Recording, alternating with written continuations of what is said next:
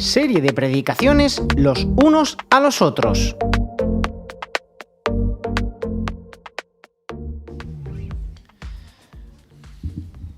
Bueno, muy buenos días a todos. Ya nos queda el último mes de la serie Los unos a los otros, 4 semanas más. Y el texto que me toca predicar hoy está en el libro de Santiago. Santiago, capítulo 5, versículo 16, dice lo siguiente, lo podéis ver en la pantalla, aunque yo aconsejo que si tenéis la Biblia, pues que abráis vuestras Biblias y os detengáis allí y ahí vamos a estar reflexionando. Dice Santiago, capítulo 5, versículo 16. Confesaos vuestras ofensas unos a otros y orad unos por otros para que seáis sanados. La oración eficaz del justo puede mucho. Bueno, mi idea era predicar solamente de este versículo, pero cuando yo empecé a estudiar el texto me di cuenta que no podía predicar solo de este versículo, porque aunque la Reina Valera del 60, este versículo comienza con ese verbo imperativo, confesaos. Si tú lo miras en otras versiones, o en el texto griego original, el versículo no comienza así. Comienza con una conjunción. Por tanto, dice literalmente, confesaos, y ahora sí, vuestras ofensas unos a otros. Ahora, nosotros generalmente usamos la expresión por tanto, ¿cuándo? Cuando vamos a dar una conclusión. Estamos hablando acerca de algo y después de hablar de eso decimos por tanto y damos la conclusión, ¿no? Así que yo creo que sería un error predicar del versículo 16 sin tener en cuenta los versículos anteriores, porque al final el versículo 16 es simplemente la conclusión de lo que se ha dicho previamente, ¿vale? Así que vamos a irnos al versículo 13, que es donde comienza la idea. Versículo 13, fijad lo que dice. ¿Está alguno entre vosotros afligido? Haga oración. ¿Está alguno alegre aquí? Cante alabanza. Versículo 14. ¿Está alguno enfermo entre vosotros? En este mes de diciembre y de enero ha sido apoteósico. Que llame a los ancianos de la iglesia y que oren por él, ungiéndole con aceite en el nombre del Señor. Y la oración de fe salvará al enfermo, y el Señor lo levantará. Y si hubiere cometido pecados, le serán perdonados. Y ahora sí, el versículo 16. Por tanto, confesaos vuestras ofensas unos a otros y orad unos por otros para que seáis sanados. La oración eficaz del justo puede mucho. Bueno, este pasaje ya adelanto que no es fácil de interpretar, porque surgen muchas preguntas acerca de este texto. Por ejemplo, en el versículo 14 dice, ¿está alguno enfermo? ¿A qué tipo de enfermedad se refiere? ¿A un resfriado? ¿A un dolor de cabeza? ¿Algo grave? ¿A una enfermedad física o a una debilidad espiritual? Son preguntas que podemos hacernos. También dice que deben llamar los enfermos a los ancianos de la iglesia, para que oren por ellos. ¿Qué pasa? ¿Que las oraciones de los ancianos son diferentes a las oraciones del resto? ¿Por qué hay que llamar a los ancianos? Dice el versículo 15 que la oración de fe salvará al enfermo. Entonces, ¿qué pasa? Siempre que uno ora por un enfermo, ¿se tiene que sanar? Y si no se sana, ¿qué es? Por falta de fe. ¿Es una promesa de sanidad para todas las personas, en todas circunstancias? Y dice que el enfermo, dice el versículo 15, que si el enfermo ha cometido pecado, le serán perdonados. ¿Pero qué pasa? ¿Que hay una relación directa entre la enfermedad y el pecado? Si estamos enfermos por algo es porque hemos cometido pecado. ¿Veis la dificultad del texto? Además, cuando estudiamos un texto como este, corremos un peligro. ¿Por qué? Porque el texto aborda temas muy llamativos. La sanidad nos llama mucho la atención. Entonces, cuando algo nos llama mucho la atención, corremos el riesgo de centrarnos tanto en eso que llama nuestra atención que olvidamos cuál es el tema central del que nos viene hablando Santiago. Por ejemplo, yo esta semana estaba en la cocina y iba a prepararle el biberón a Matías. Entonces le dije, Matías, tráeme el biberón vacío que está en la habitación del fondo. Él sabe dónde está la habitación del fondo, él es muy listo, sabe dónde estaba el biberón, así que él fue para allá corriendo. Pero para llegar a la habitación del fondo tenía que pasar por 3 habitaciones antes. El pasillo es largo. Entonces pasó por la primera habitación, que es la habitación de invitados, bien. Pasó por la segunda, que era el baño, bien. Y cuando estaba pasando por la tercera, que es su habitación de los juguetes, ¡bum!, algo llamó su atención y entró allí y se olvidó del biberón. Cuando algo llama nuestra atención, nos distrae y nos hace olvidarnos del tema central, ¿vale? Pues yo no quiero que nos pase lo mismo con este texto de Santiago, ¿vale? ¿Cuál es el tema central de este pasaje? Míralo ahí en tu Biblia, haz el ejercicio. Y una manera de ver cuál es el tema central es ver cuáles son las palabras, los términos que más se repiten. Mira desde el versículo 13. ¿Qué creéis que es el tema central? La oración. Fijaos el versículo 13. Dice, ¿está alguno entre vosotros afligido? Haga oración. Versículo 14. ¿Está alguno enfermo entre vosotros? Que llame a los ancianos de la iglesia y oren por él. Versículo 15. Y la oración de fe salvará al enfermo. Versículo 16. Orad unos por otros para que seáis sanados. La oración eficaz del justo puede mucho. El tema que se repite una y otra vez en cada uno de estos versículos es la oración, no es otro. Ahí es donde Santiago quiere que nosotros pongamos toda nuestra atención. El tema de la sanidad, el tema de los sufrimientos, de estar afligido, el tema del cantar alabanzas, todo eso son temas secundarios que no deben eclipsar el tema central de la oración. Y el tema de la oración es un tema que aparece en casi todas las epístolas del Nuevo Testamento. Seguro que os sabéis o se os viene a la mente algún versículo. ¿Por qué aparece en casi todas las epístolas este tema?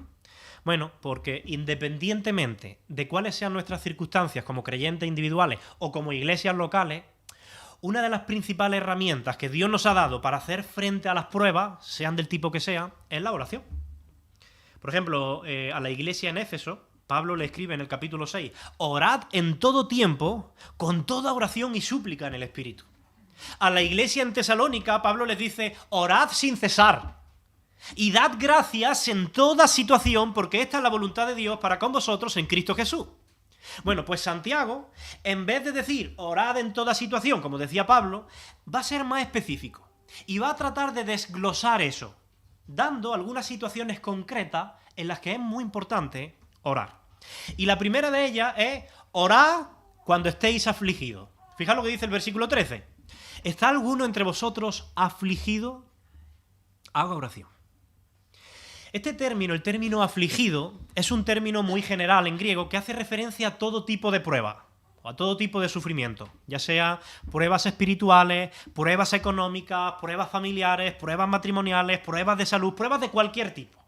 De hecho, si os fijáis en vuestras Biblias, ese mismo término es el que se utiliza en el versículo 10. En el versículo 10 del capítulo 5 de Santiago, dice lo siguiente, dice, hermanos míos, tomad como ejemplo de aflicción, y aquí está utilizando la misma palabra, y de paciencia a los profetas que hablaron en el nombre del Señor. Ahora, si tú estudias la vida de cada uno de los profetas del Antiguo Testamento, tú te vas a dar cuenta que ellos tuvieron todo tipo de sufrimientos, todo tipo de pruebas y además muy diferentes. Porque es un término muy general este de aflicción. El mismo Santiago en el versículo 11 de este capítulo pone un ejemplo de este tipo de pruebas o de aflicciones. ¿A quién pone como ejemplo en el versículo 11? Dice, nosotros tenemos por dichosos a los que sufren. Habéis oído de la paciencia de Job. Pone a Job como ejemplo de este tipo de aflicciones por las que debemos orar, ¿no? Y Job, pues, ¿él sufrió económicamente, Job? ¿Sí o no? Sí, porque perdió todas sus posesiones. ¿Sufrió de salud? Sí, sufrió una grave enfermedad. ¿Sufrió la pérdida de seres queridos? Todos sus hijos. ¿Sufrió en su matrimonio? Tenía una mujer que le decía, maldice a Dios y muérete, ¿no? Bueno, según Santiago, ¿qué es lo que debe hacer un creyente cuando enfrenta este tipo de pruebas? Haga oración. Orar. Ahora, piensa en algo que te haya afligido a ti en este año pasado, en este último tiempo. Piensa en algo, trata de pensarlo. Sea una situación económica difícil, un problema familiar, una noticia que recibieras que removió los cimientos de tu vida, una enfermedad. Te pregunto, ¿cómo lo afrontaste? ¿Lo afrontaste con desesperación o con oración? ¿Con resignación o con oración? ¿Con queja o con oración? ¿Con impotencia, ansiedad o con oración? Mirad, Santiago en este versículo, en el versículo 13, nos deja ver cuál es el tipo de oración que nosotros tenemos que poner en práctica cuando pasamos por este tipo de pruebas. La frase dice haga oración, pero en el griego está en tiempo presente y se podría traducir literalmente como que permanezca en oración. O sea, cuando atravesamos pruebas de este tipo, sean del tipo que sean, no se trata de hacer una oración mecánica, como a veces nos puede salir, como si se tratase de una fórmula mágica y esperar que Dios resuelva nuestro problema, porque ya hemos orado. No ese es el propósito de la oración. Se trata de tener una actitud perseverante en la oración, de permanecer en una actitud de dependencia con Dios a través de la oración mientras dure la prueba, sea lo que sea que dure. Y este tipo de oraciones perseverantes pueden conseguir dos cosas. En primer lugar, la oración puede quitar la aflicción, si esa es la voluntad de Dios. Por ejemplo, hemos estado estudiando el libro de Hechos, hay muchos ejemplos, pero en Hechos capítulo 12 vemos que el apóstol Pedro lo meten en prisión injustamente y la iglesia en ese momento decide reunirse y orar por él. ¿Qué es lo que sucede? Inmediatamente cuando la iglesia ora, el Señor interviene milagrosamente, envía un ángel, sus cadenas se sueltan y permite que Pedro pues salga y sea librado de esa aflicción. Pero la oración no siempre es para quitarnos la aflicción. La oración también sirve para darnos la gracia que necesitamos para pasar a través de la aflicción. Para soportar las pruebas y permitir que el Señor lleve a cabo su perfecta voluntad en nuestra vida a través de esa prueba. Así que esas son las dos cosas que puede hacer la oración en nuestras vidas. O quitarnos la aflicción o darnos la gracia para pasar a través de la aflicción. Por ejemplo, un ejemplo de esto, ¿se os viene a la mente? ¿Alguien que orara y que no se le quitara la aflicción pero se le diera la gracia? Pablo. De hecho, Pablo en 2 de Corintios dice, oye, he rogado... ¿Os acordáis que él habla de que tiene un aguijón en la carne? Que probablemente es una referencia a una enfermedad física. Pues él dice, he orado 3 veces al Señor que me quite este aguijón. ¿Y el Señor qué le ha dicho? Bástate mi gracia, Pablo. No te lo voy a quitar, pero te voy a dar mi gracia y mi gracia va a ser suficiente para pasar por ahí. El Señor Jesús también oró en el Getsemaní, ¿lo recordáis? Padre, si es posible... que pase de mí esta copa. Pero no fue así. Él tuvo que beber esa copa. El Padre no le quitó la aflicción de la cruz, pero sí le ayudó a soportar todas esas aflicciones y a morir por nuestros pecados. Ahora bien, sea que Dios quiera librarnos de la aflicción, o sea que Dios quiera darnos la capacidad para soportar la aflicción, lo mejor que podemos hacer en cualquier caso es orar. Por eso Santiago dice, oye, orad. Y puede parecer muy obvio, ¿no? Pero Santiago tiene que recordar esto a la iglesia. Orad cuando estéis en pruebas, orad cuando estéis en pruebas, porque lo natural no es orar. De hecho, orar es lo más antinatural que hay.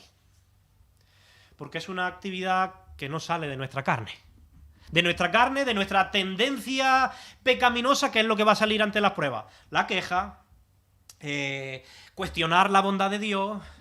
frustrarse, resignarse, caer en ansiedad, deprimirse, enfriarse espiritualmente, caer en la apatía, etc. Eso es lo natural. Lo que Santiago está diciendo, bueno, para no caer en eso, el antídoto perfecto para librarnos de un corazón amargado, triste, angustiado, desesperado, apagado, resignado o debilitado es la oración. Eso es lo que está diciendo Santiago. Pero Santiago ahora dice, bueno, hay más situaciones en las que debemos orar, no solamente cuando estemos afligidos. Versículo 13, la segunda parte, dice, oye, ¿está alguno alegre? ¿De buen ánimo? Pues que cante alabanza. Muchas personas solo acuden a Dios cuando están en problemas. ¿Se acuerdan de Dios cuando están mal, no? Y Dios funciona de alguna manera para ellos, pues como el número de emergencia 112. Si no hay ninguna emergencia, ni te acuerdas de que existe. Ahora, como venga una emergencia que zarandea tu vida de verdad, entonces hace ayuno y oración ahí buscando al Señor. Señor, ayúdame, por favor, no sé qué, te prometo que sí. Y es verdad que los problemas generalmente nos vuelven mucho más sensibles y nos acercan a Dios.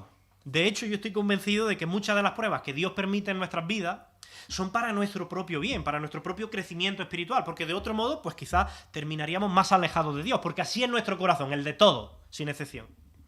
Pero la madurez cristiana se demuestra, según Santiago, en esa búsqueda sincera de Dios, no solamente en las dificultades, sino también en los tiempos de alegría. Nuestra relación con Dios, si es genuina, si no es simplemente religiosa, sino genuina, debe caracterizarse por una vida de oración, en las buenas y en las malas. Esto es como los matrimonios. Porque Dios va a balancear nuestra vida permitiendo que haya días de sufrimiento, días de aflicción y días de alegría, días de buen ánimo. Y nosotros tenemos que aprender también a movernos, a balancearnos entre oraciones de petición y oraciones de alabanza, porque la alabanza, eso de cante alabanza, yo no sé si lo hayas pensado, pero la alabanza es otra forma de oración. Estamos orando cuando alabamos. Os hago una pregunta. ¿Creéis que generalmente hacemos más oraciones de petición o más oraciones de alabanza?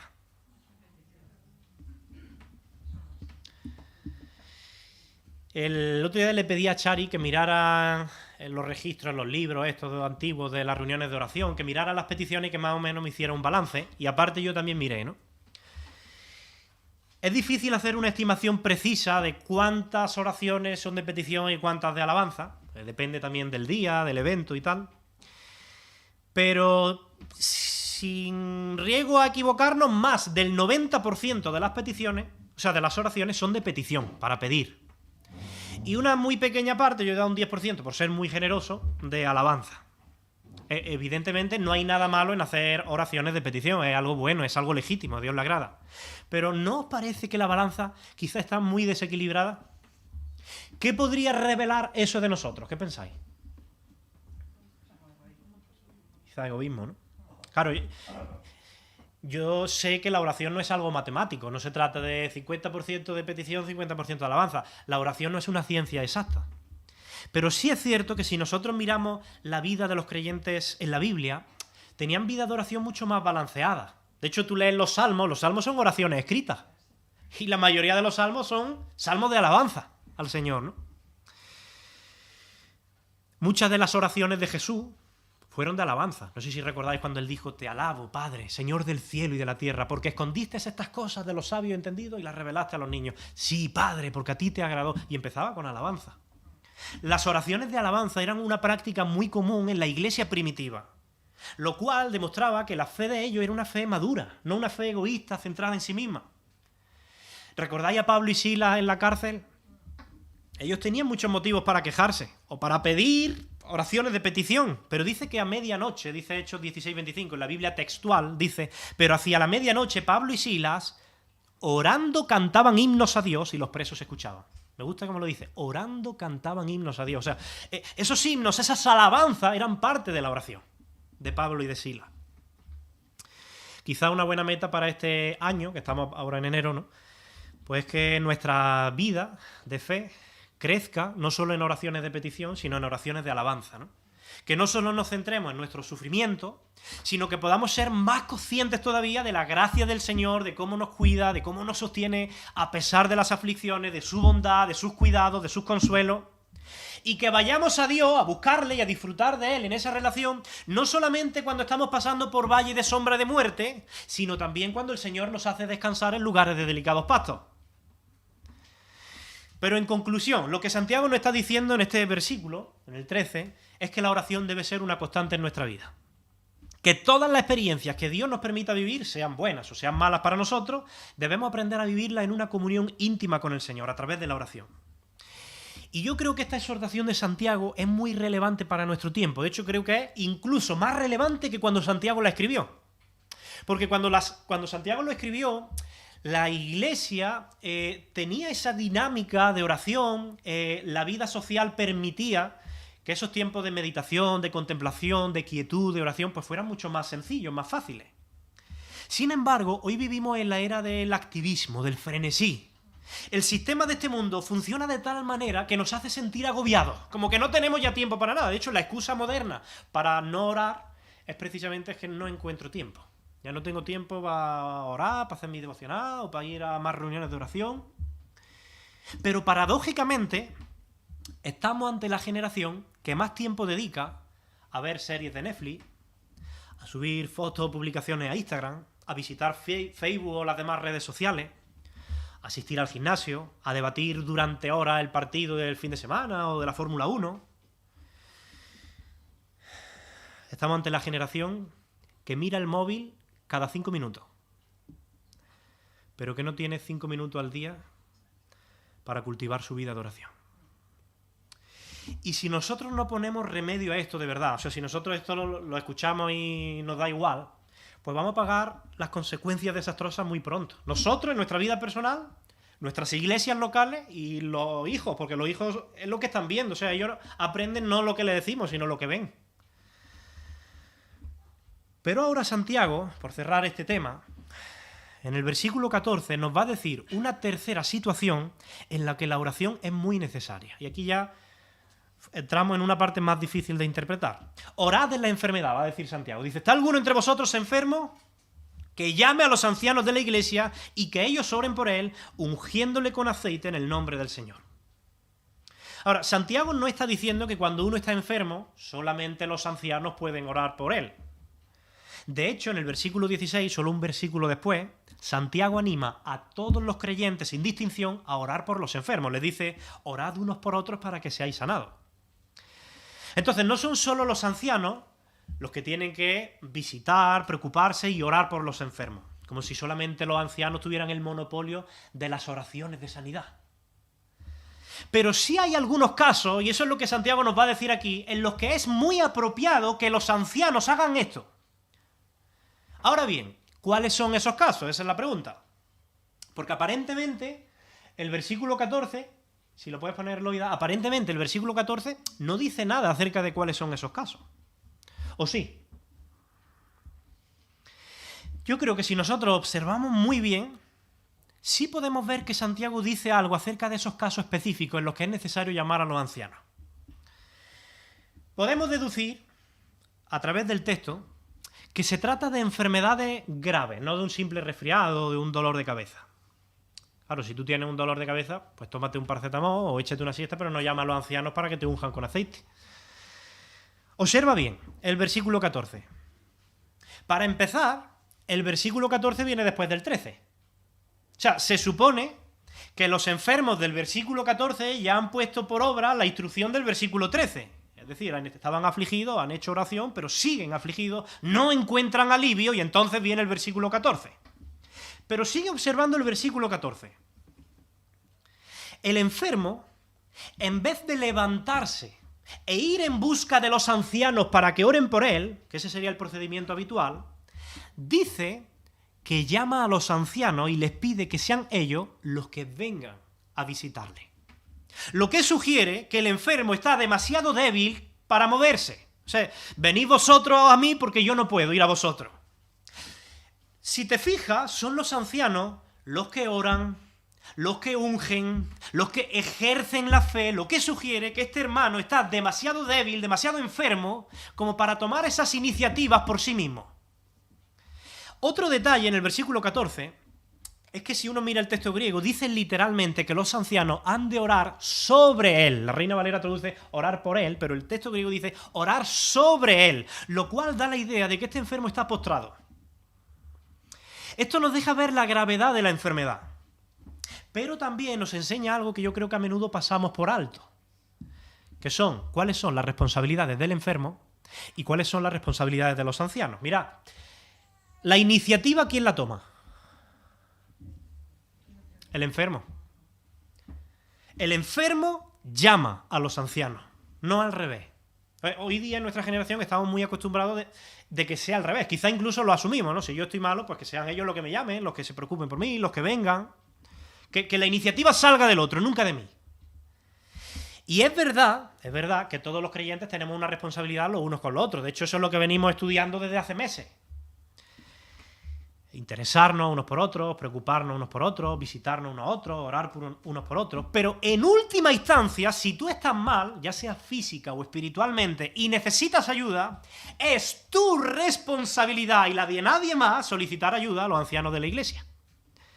O sea, Dios quiere que tú muevas ficha. Eso es lo que está diciendo Santiago. Llama a los ancianos de la iglesia. Si de verdad te preocupa tu salud física o la salud espiritual de tu alma, sé responsable. Solicita ayuda. Y esto es muy sencillo de entender en ámbitos no eclesiales, es decir, fuera de la iglesia. Pero por alguna razón, cuando se tratan de temas de iglesia, nos cuesta mucho asumirlo. Por ejemplo, cuando tú estás enfermo, estás malo, imagínate que estás muy malo. ¿Quién es el que llamas tú al médico o el médico te llama a ti? Tienes que llamarlo tú, al médico. Tú te responsabilizas de ti mismo, llamas al médico o te presentas la consulta solicitando su ayuda. Y una vez que haga eso, evidentemente el responsable ya será él. Pero tú has tomado la iniciativa, has movido ficha. Eso es lo que Santiago estaba enseñando. El enfermo tiene que tener la convicción de que ha llegado el momento oportuno y que es la voluntad del Señor llamar a los ancianos. La llamada ha de brotar de ese deseo, de esa necesidad y de la fe del creyente enfermo. Pero Santiago también nos dice cuál es la responsabilidad de los ancianos, en estos casos de enfermedad grave. Dice el versículo 14, y que ellos, los ancianos, y dice dos cosas. Primero, oren por él, y después, ungiéndole con aceite en el nombre del Señor. Y dice el versículo 15, y la oración de fe restaurará al enfermo. Los ancianos deben hacer dos cosas, orar y ungir. Y el versículo 15 dice que la oración debe hacerse con fe, oración de fe. Ahora, ¿qué quiere decir eso de oración de fe? Me gustaría detenerme aquí, porque creo que encierra una profunda reflexión. ¿Qué creéis que es eso de oración de fe? ¿Qué pensáis?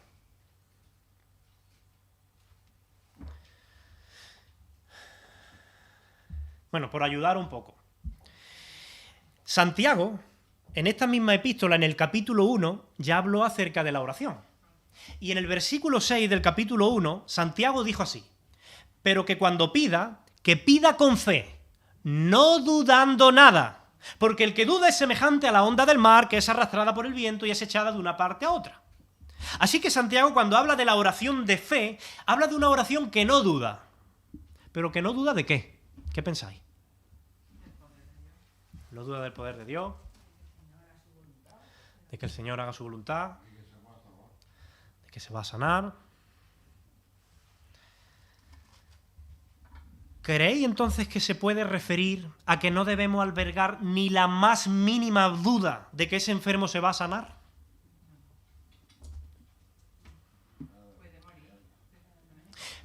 Cuando Jesús oró en el Getsemaní, él dijo: Padre, si es posible, que pase de mí esta copa. O sea, Jesús estaba expresando sus dudas acerca de si sería o no sería posible. Si es posible, hazlo, si no, pues ya está. Que se haga tu voluntad, ¿no? Pero él está expresando cierta duda en si sería posible ser librado de la aflicción. O sea, él no ora con la garantía de: Señor, líbrame de esta copa. ¿Entendéis? Si a mí una persona enferma me pide oración, yo no tengo la más mínima duda de que Dios puede sanarla. Es obvio, es Dios.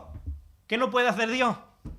Pero yo sí puedo tener dudas acerca de si la voluntad de Dios es que esa persona sea sanada o no. Porque Dios a lo mejor desea permitir la enfermedad con algún propósito. ¿Es malo dudar en ese sentido? ¿A qué se refiere Santiago con no dudando nada? ¿Acaso Santiago está diciendo que cada vez que oremos no deberíamos tener ninguna duda de que Él puede sanarlo? Y no solamente de que Él puede sanarlo, sino de que de hecho lo va a sanar. De hecho lo va a sanar. Bueno, así es como yo he interpretado durante mucho tiempo ese texto. Y sinceramente creo que la mayoría de los cristianos terminan interpretando ese texto así. Y muchos luego se sienten mal, ¿no? Porque claro, si oras por la persona enferma y no se sana, pues entonces, ¿qué pasa? Es que no oré con suficiente fe. Es mi culpa. Al final te terminas sintiendo hasta culpable, ¿no? Pero, bueno, quiero poner un vídeo, no tenía pensado ponerlo, pero viniendo a la iglesia lo voy a poner. En el vídeo voy a explicar un poco el contexto. Un cantante muy famoso del mundo evangélico está muy enfermo, ¿vale? Sufriendo un cáncer grave, y se ha organizado un concierto y cantantes cristianos muy reconocidos del mundo evangélico, que serían como los influencers de hoy día, ¿vale? Pues van a intervenir y van a orar por este enfermo. Fijaos la visión que ellos tienen acerca de la oración de sanidad. Y me decís si es correcta, ¿vale? Porque algunos sueltan perlas como: Señor, no vamos a aceptar un no por respuesta. Bueno, vamos a escuchar un poco para que veáis que esta es la manera en que se suele interpretar, ¿eh? Si puedes poner el vídeo. Señor, no tomaremos un no por respuesta para su sanidad. En el nombre del Rey soberano te declaro sano. En la misma plataforma verás a tus nietos celebrando mi nombre y cantando de gozo. Profetizamos sobre su vida. Profetizamos sobre tu casa, profetizamos sobre tu familia, profetizamos sobre todo lo que tienes, todo lo que el Padre te ha confiado. Y en el nombre de Jesús profetizamos, profetizamos, profetizamos sanidad, vida, unción, sanidad, vida, unción, sanidad, vida, unción, en el nombre de Jesús. Vale, si quieres pararlo aquí, yo creo que es suficiente. Fijaos que la idea de estas personas es que la oración de fe, la oración que no duda, es la oración que afirma que se va a sanar y no aceptamos un no por respuesta. Y además, pues queda muy llamativo, ¿verdad? ¡Qué seguridad! ¿Con qué autoridad profetizan, declaran? ¿Os dais cuenta? Julio Melgar murió al poco tiempo. Evidentemente, muchos no creyentes también que vieron aquello, pues se quedaron diciendo, bueno, ¿qué pasa? Estos aseguraron que el Señor que Julio se sanaría. O sea, al final es hasta un mal testimonio. Ahí está el punto. Mira, cuando Santiago habla de la oración, que la oración debe ser con fe, no dudando nada, se refiere a que cuando oremos no debemos tener un corazón dividido entre los deseos espirituales y los deseos carnales. Y déjame explicar esto. Muchas veces cuando nosotros oramos, deseamos en parte que se haga la voluntad de Dios, porque somos cristianos, pero deseamos en parte que se haga la nuestra. No vaya a ser que no coincidan la suya con la nuestra. Por ejemplo, imagina que tú llevas 2 semanas muy enfermo, sufriendo, cansado, con un tremendo dolor de cabeza, sin ganas de nada, con mucho malestar, y ya desesperado, pues tú oras, y evidentemente tu deseo es que Dios quite ese malestar de ti, y que lo quite cuanto antes, porque es muy molesto. Pero en esos momentos es muy común que el dolor y el sufrimiento nos nublen la visión espiritual. Y estamos tan ansiosos por ponernos bien que dejamos de pensar cuál es la voluntad de Dios acerca de eso. Y si la voluntad de Dios es permitir que tú pases por esa racha de enfermedad con algún motivo espiritual. Y si Dios tiene un propósito que tú desconoces a través de la enfermedad. ¿Y si Dios quiere tratar contigo algo? ¿Y si Dios quiere enseñarte algo a través de eso que de otro modo no conocerías? ¿Y si eso va a contribuir para el bien de tu alma? ¿O va a tener algún beneficio espiritual? ¿Y si eso es lo mejor para ti, aunque tú no lo sepas? Así que sutilmente, tu corazón o nuestro corazón en esos momentos de enfermedad comienza a dividirse entre nuestro deseo carnal de que se haga nuestra voluntad de ser sanados y el deseo espiritual de que se haga la voluntad de Dios, aunque eso a veces implique el pasar por la enfermedad. Y entonces oramos, Señor, yo sé, Señor, que tu voluntad es siempre buena, agradable y perfecta, pero, Señor, quítame este malestar porque esto no puede ser tu voluntad. Y entonces te centras tanto en lo que es tu deseo, tu voluntad, que dejas de contemplar la posibilidad de que la voluntad de Dios para tu vida sea otra. Y ya tienes el corazón dividido. Ya no estás orando con fe. Ahora estás demostrando que tu compromiso cristiano es débil. Porque cuando hay salud y bienestar, entonces decimos, Padre, tu voluntad es buena, es agradable y es perfecta, haz tu voluntad en mi vida, y se nos llena la boca. Pero cuando estamos pasando por enfermedad, la salud no nos acompaña y lo estamos pasando mal, entonces, Señor, quítame este malestar ya, sáname. No aceptaré un no por respuesta. Vaya. Mirad, la oración de fe de la que habla Santiago es esa oración que no duda nada en cuanto a Dios, es decir, que descansa en los designios de Dios, en lo que sea la voluntad de Dios para nuestras vidas. Jesús en el Getsemaní demostró esa oración de fe. Él dijo, si es posible, pase de mí esta copa. Es decir, humanamente no es un plato de buen gusto pasar por esto, yo no quiero sufrir todo esto. Pero no tengo duda en que tu voluntad es la mejor, Señor. Por tanto, que no se haga mi voluntad sino la tuya. Si tu voluntad es que no pase por aquí, pues líbrame. Pero si no, descanso en ti. No tengo dudas en que eso es lo mejor. ¿Os dais cuenta? Eso no es un corazón dividido. Eso es un corazón plenamente comprometido con la voluntad de Dios. Y cuando tú oras con ese corazón dispuesto a que se haga la voluntad de Dios por encima de la tuya, sea cual sea la sanidad o sea la enfermedad, Dios va a contestar la oración de la mejor manera. Si es la sanidad, entonces va a hacer un milagro. Si es la enfermedad, Dios te va a dar, como hemos dicho antes, la gracia, la capacidad, la fuerza, la paz, el consuelo necesario para atravesarlo. Pero esas son las oraciones que Dios oye y contesta. Y sabemos que esto es a lo que se refería Santiago, porque en el mismo capítulo 4 de esta epístola, en el versículo 3, él dice: pedís y no recibís, porque pedís mal, para gastar en vuestros propios deleites. Es decir, estáis pensando solo en vuestros deseos egoístas y carnales.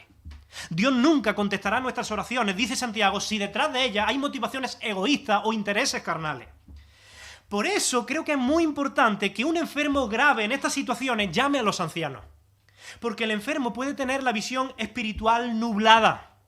Y los ancianos van a poder ayudar al enfermo a examinar su vida, a asegurarse de que este enfermo ama al Señor con todo su corazón, de que no hay nada en él que está mermando su fidelidad al Señor y que desea ante todo que la voluntad de Dios se haga en su vida, sea cual sea.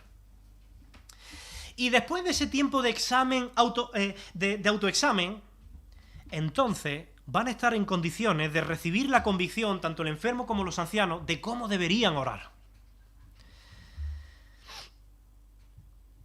Cuando eso sucede, fijaos lo que dice el versículo 15 que pasará. Y la oración de fe salvará al enfermo. Y el Señor lo levantará, y si hubiere cometido pecado, le serán perdonados. Mira, una vez que los ancianos, junto con el enfermo, se han examinado detenidamente para ver si lo que realmente desean es la voluntad de Dios para el enfermo, o si quieren imponerle la suya, que también puede pasar, si de verdad no hay doblez en ellos, si los 2 o 3 ancianos reunidos están de acuerdo en cuanto a lo que piden, entonces Santiago dice, el enfermo será sanado. Ahora bien, cuidado cómo entendemos esto. ¿Entendemos como una promesa, como un principio general? Mira, esto es un principio bíblico que debe entenderse en el contexto más amplio de los propósitos que Dios pueda tener para la vida del enfermo. Me explico. Si el propósito de Dios con una enfermedad era que el enfermo aprendiera algo, por ejemplo, que el enfermo aprendiera a confiar más en Dios en medio de las pruebas, que aprendiera a depender más de Él, a tener una mayor intimidad con Dios, a meditar en la fragilidad de esta vida, en la temporalidad, en lo corta que es esta vida y a poner los ojos en lo eterno, a invertir su energía en las cosas espirituales. Si todos esos propósitos se han cumplido a través de la enfermedad y el enfermo lo ha aprendido y el enfermo está comprometido con la voluntad de Dios, sea cual sea, y si la sanidad está en consonancia con la voluntad de Dios, entonces Dios lo va a sanar en respuesta a esa oración. Sabemos que todas las oraciones que nosotros hagamos que estén en consonancia con la voluntad de Dios, Dios las va a cumplir. En Primera de Juan, el apóstol Juan, el discípulo amado, escribe lo siguiente en el capítulo 5, versículos 14 y 15. Dice: esta es la confianza que tenemos en Él, que si pedimos alguna cosa conforme a su voluntad, y esa es la clave, Él nos oye. Y si sabemos que Dios oye todas nuestras oraciones conforme a su voluntad, podemos estar seguros de que ya tenemos lo que hemos pedido. Fijaos la seguridad. Si pedimos conforme a la voluntad del Señor, el Señor va a hacerlo, sin lugar a duda. Pero por eso es importante en estos casos tan extremos llamar a los ancianos. Porque ellos, más que nadie, deberían ser hombres completamente comprometidos con la voluntad de Dios y deberían tener la capacidad de discernir esa voluntad en cada situación. Mirad, con estas palabras, Santiago quiere que tengamos la firme confianza para acercarnos a Dios con la seguridad de que si nuestras oraciones son conforme a su voluntad, Él nos las va a conceder. Pero esa oración de fe no es para torcer el brazo de Dios, no es para echarle un pulso, no es para cambiar sus planes o para acomodar sus planes a los nuestros. Es para decir, Señor, que no se haga mi voluntad, sino la tuya. Y a mí me parece muy interesante, antes de pasar al siguiente versículo, los términos que Santiago utiliza en el versículo 15. Porque dice, y la oración de fe salvará al enfermo. Tú puedes decir, bueno, quizás debería decir sanará al enfermo, ¿no? Salvará al enfermo. Y luego dice, un poco más adelante, que el Señor lo levantará. Ese término, salvar, el primero, es un término griego que se puede traducir como sanidad o como salvación, como ambas cosas. Aunque en el Nuevo Testamento se suele traducir más como salvación. Y el siguiente término, el de levantará, suele estar conectado en el Nuevo Testamento con la resurrección. Es muy interesante. Mira, cada vez que Dios mejora tu salud o la salud de otro en respuesta a una oración, Dios está permitiendo que tú tengas un pequeño anticipo de la perfecta salvación y restauración que todos nosotros vamos a experimentar al final de los tiempos. Pero cuando Santiago utiliza este vocabulario, que yo creo que ha escogido a propósito, es como si Santiago estuviera diciendo, mira, si el Señor no tiene la voluntad de sanarte en esta vida, tú puedes estar seguro de que habrá perfecta sanidad en el momento de la resurrección. Porque ya sea que el enfermo sane o que el enfermo muera, la promesa de Dios es que seremos salvados, sanados y levantados. Esa es la promesa del Señor. Pero ahora viene la segunda parte, que esto se va complicando. Dice Santiago que los ancianos deben ungir con aceite al enfermo. Mira, en aquella época, el hecho de ungir a alguien con aceite tenía dos posibles funciones. Una función medicinal. Por ejemplo, en la parábola del buen samaritano, se dice que el samaritano cura las heridas del hombre que estaba tirado en tierra con vino y con aceite. Se utilizaba, pues la medicina no estaba tan avanzada y se consideraba que el aceite pues, tenía efectos medicinales positivos. Pero otra de las funciones de ungir a alguien con aceite era una función simbólica, no medicinal. El aceite podía simbolizar dos cosas principalmente. Primero, consagración. En la Biblia, tú verás que se suelen ungir con aceite aquellos objetos o aquellas personas que van a ser consagradas, apartadas para el servicio a Dios. De hecho, en el Antiguo Testamento era una práctica muy común. Consagración, apartar algo para Dios. Y también podía simbolizar la acción poderosa del Espíritu Santo. De hecho, en el Antiguo Testamento, cuando una persona era ungida con aceite para algo, el Espíritu Santo descendía sobre ella para capacitarla. Y yo creo que esta función simbólica encaja mucho mejor en este versículo de Santiago. ¿Por qué? Bueno, en primer lugar, porque el aceite no era considerado un remedio eficaz para todo tipo de enfermedades. Evidentemente, el aceite no te puede sanar de todo. Era muy útil, por ejemplo, para aquel hombre de la parábola del buen samaritano que tenía heridas, pues bueno, podrá ayudarte a curar y a sanar esa herida, a cicatrizar, pero si tiene otra cosa, pues el aceite no te va a ayudar. Sin embargo, Santiago, cuando dice que se unja con aceite a este enfermo, no especifica a qué tipo de enfermo, de alguna manera los mete ahí a todos, está generalizando. Lo que parece indicar que el aceite, aquí en este versículo de Santiago, tiene más bien una función simbólica, que se puede aplicar a todas las enfermedades, más que medicinal, que solo se puede aplicar a algunas concretas, ¿no? Y si lo entendemos de manera simbólica, al ungir al enfermo con aceite, estaríamos simbolizando dos cosas. En primer lugar, cuando se unge a un enfermo, estaríamos simbolizando que esta persona está siendo apartada, consagrada para el cuidado y la atención especial de Dios sobre su vida. Señor, lo ungimos con aceite, oramos por él y te pedimos que tú pongas tu mano, que tenga un cuidado especial. Ese es el propósito. Pero también indicaría algo, que el Espíritu Santo es el que va a obrar con poder. Que no son los ancianos los que tienen el poder para sanar. Que no es el aceite, el símbolo, el que tiene el poder para sanar, sino el Espíritu Santo al que es el símbolo apunta. Ungir con aceite es una forma de decir que nuestra confianza está puesta en el Señor, no en nosotros. Por eso, en ese mismo versículo dice, ungiéndole con aceite, en el nombre del Señor. La fe en el Señor es la clave. Es la oración de fe la que sana, no el simbolismo del aceite. Cuidado porque muchas veces, claro, el simbolismo es un símbolo, es algo secundario, pero a veces lo podemos convertir casi en algo principal y ver como si fuera algo supersticioso, ¿no? De hecho, fijaos que en el versículo 16, un versículo después del 15, dice, y orad unos por otros para que seáis sanados. Y la oración eficaz del justo puede mucho. Aquí ya ni siquiera se menciona el aceite, porque el aceite es algo secundario. Es la oración del justo lo que puede lograr mucho. De hecho, Jesús hizo todas sus sanaciones sin utilizar el aceite, ¿vale? No es un rito que debemos poner en práctica necesariamente. Pero en algunas ocasiones, llevar a cabo este simbolismo es muy positivo. Porque te permite reflexionar en lo que hay detrás del símbolo. y tener esta conversación con el enfermo y meditar en esto y dejar que estas verdades lleguen a nuestro corazón y traigan paz y traigan consuelo. De hecho, en alguna ocasión Isaac y yo hemos podido poner esto en práctica y hemos podido reflexionar en esto. Evidentemente no es algo que vamos a hacer todos los días, pero en determinados casos puede ser muy positivo. Y para terminar de explicar este versículo 15, fijaos lo que dice, y la oración de fe salvará al enfermo y el Señor lo levantará, y si hubiere cometido pecado, le serán perdonados. Buah, ya se complica más todavía. Pero nosotros sabemos, por el libro de Job, por ejemplo, por las enseñanzas de Jesús, que no hay necesariamente una relación directa entre el pecado y la enfermedad. ¿Recordáis cuando a Jesús le dijeron, ¿quién pecó, este o sus padres? Hablando de un ciego. Y Jesús dijo, ni este ni sus padres.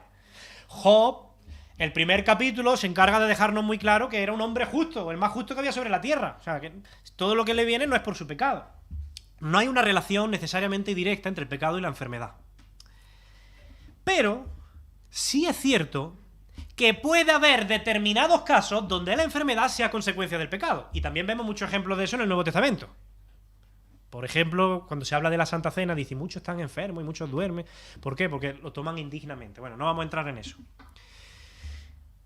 Lo que quiero decir, nosotros como cristianos no tenemos que ir juzgando a las personas o atribuyendo a las enfermedades de nuestro hermano una causa pecaminosa. Es que eso sería súper anticristiano.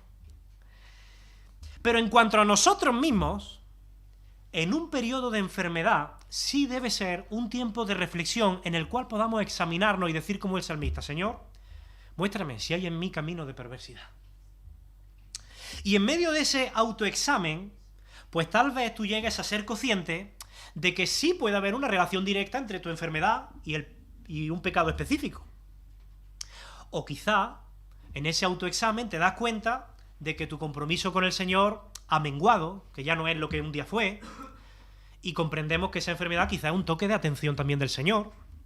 O es posible que sin que veas una vinculación directa entre la enfermedad y el pecado, pues tú llegues a darte cuenta en esa reflexión que hay relaciones que necesitas sanar con tus hermanos, pecados que necesitas confesar, medidas concretas que necesitas tomar.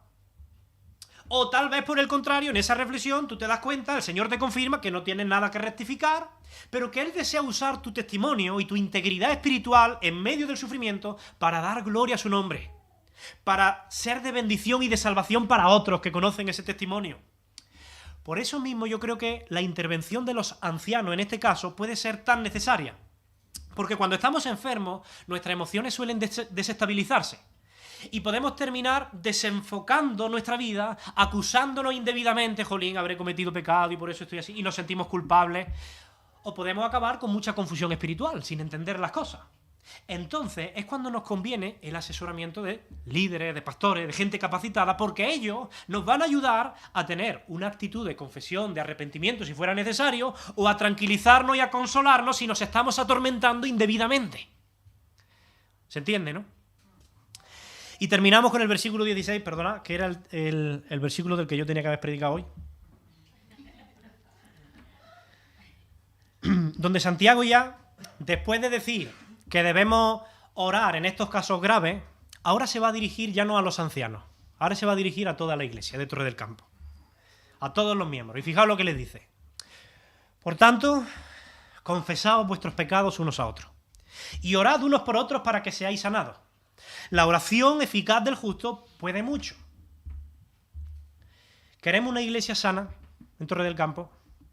La iglesia somos nosotros, ¿no? Al final, creyentes espiritualmente sanos, pues van a conformar una iglesia local espiritualmente sana. Ahora, ¿cómo podemos ser creyentes espiritualmente sanos? Santiago responde, fíjate. Si queréis ser sanos, si queréis ser sanados, confesaos vuestros pecados unos a otros y orad unos por otros, y entonces seréis sanados y tendréis una iglesia sana. Ahora hay que entender bien esto también, ¿no? Porque ¿qué quiere decir eso de confesar nuestros pecados? ¿Venimos aquí el domingo al culto y confesamos públicamente los pecados que hemos cometido durante toda la semana? Eso sería contraproducente, ¿no? Mira, la naturaleza de la confesión se entiende si primero entendemos la naturaleza del pecado. El pecado, cada vez que nosotros cometemos pecado, primero, siempre, eso va a ser un obstáculo en nuestra relación con Dios. Y después será un obstáculo en nuestra relación con nuestros hermanos. Por tanto, la confesión tiene también ese doble aspecto. Primero tenemos que confesar nuestros pecados a Dios. Eso es lo que hacía, por ejemplo, el salmista. En el Salmo 32, en el versículo 5, dice: mi pecado te declaré, y no encubrí mi iniquidad. Y dije: confesaré mis transgresiones a Jehová, y tú perdonaste la maldad de mi pecado. Pero luego, confiésalo a las personas que han sido dañadas por tu pecado. Es decir, pídeles perdón. Jesús dijo en Mateo: por tanto, si tú traes tu ofrenda al altar y te acuerdas de que tu hermano tiene algo contra ti, mira, deja allí la ofrenda, mejor que la deje, y anda, reconcíliate primero con tu hermano y entonces ven y presenta tu ofrenda. Es decir, habrá ocasiones que quizás si tu pecado es público, si tu pecado afecta a todos los hermanos de tu iglesia, pues quizás sí deberías confesarlo públicamente, pedir perdón públicamente. Pero hay otros pecados que son privados y que no necesitan ser dados a conocer a nadie más que a las personas directamente involucradas y a Dios. Porque Dios, a fin de cuentas, es siempre el primer afectado en todo pecado. Mirad, si nosotros fuéramos capaces de entrar en esta dinámica con naturalidad, viviríamos una fe más sana. Y tendríamos como consecuencia iglesias locales más sanas. Y no hay nada que haga más daño a la convivencia de una iglesia que las barreras que se levantan a causa de las ofensas no confesadas. De esas ofensas que no han sido sanadas ni perdonadas. Si tú has murmurado contra alguien a sus espaldas, si nosotros hemos insultado, hablado sarcásticamente, subido el tono de voz en una conversación, si hemos mentido o engañado, quizás contando medias verdades, que eso también es parte de la mentira, ¿no? Si de alguna manera hemos actuado en detrimento de otra persona, de un hermano, nuestra obligación, no es una opción, no es una sugerencia, nuestra obligación es ir a ella y pedirle perdón. Y evidentemente eso nos cuesta muchísimo, porque significa humillarnos de alguna manera, doblegar nuestro orgullo y hacerlo encima ante alguien que quizás no nos cae del todo bien y con el miedo de que encima nos rechace. Pero es que la exigencia de Jesús es clarísima. Si nosotros queremos seguir siendo discípulos suyos, tenemos que bajarnos del burro. Hay que ir a la persona ofendida, admitir que hemos pecado y pedirle que nos perdone. Y si lo hacemos, descubriremos, dice Santiago, que la confesión, el perdón y la reconciliación pueden ser experiencias liberadoras, sanadoras. Es como si una densa niebla se despeja en la relación entre los hermanos, en la comunión de la iglesia, y de repente todo se vuelve fresco, sano, y vuelve a surgir el amor fraternal, y como consecuencia también los deseos de orar juntos. Porque eso es lo siguiente que dice Santiago. Dice: confesad vuestras ofensas unos a otros y orad unos por otros para que seáis sanados. Mirad, si nosotros hacemos nuestra parte de confesar nuestro pecado, la responsabilidad entonces ya va a recaer sobre el hermano ofendido. Ya no recae sobre ti. Y ahora el Señor requiere de él que nos perdone. Y si el perdón es sincero, no hay ninguna razón por la cual no podamos orar juntos. Que es lo siguiente que Santiago está mandando. El ofensor y el ofendido orando juntos. Y juntos encuentran fuerzas espirituales, encuentran consuelo en el Señor. Y esa es la dinámica en la que Santiago, o mejor dicho, el Espíritu Santo que inspiró a Santiago, quiere vernos como iglesia de Torre del Campo. En resumen, y por terminar, el énfasis de todo este pasaje es que es apropiado orar en toda situación. ¿Estás siendo hoy afligido por algo? ¿Estás pasando por una mala racha? Permanece en la oración privada. ¿Estás pasando por una buena racha y estás de buen ánimo? Permanece en las oraciones de alabanza. ¿Estás muy enfermo? ¿Te sientes sin fuerza? ¿Necesitas oración, orientación de tus ancianos? Pues llámanos. Mueve ficha. Porque lo vamos a hacer con gusto. Pero ante todo, Santiago dice: abramos nuestro corazón a nuestro hermano. Seamos valientes, aunque eso implique arriesgar, aunque eso implique sentirnos vulnerables, merece la pena. Porque vamos a encontrar liberación, vamos a encontrar sanidad. Y hay batallas que no debemos librar solos, no debemos luchar solos.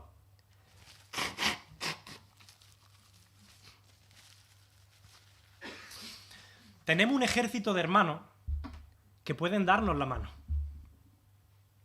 que pueden darnos una palabra de aliento, una oración, un nuevo ánimo, un buen consejo.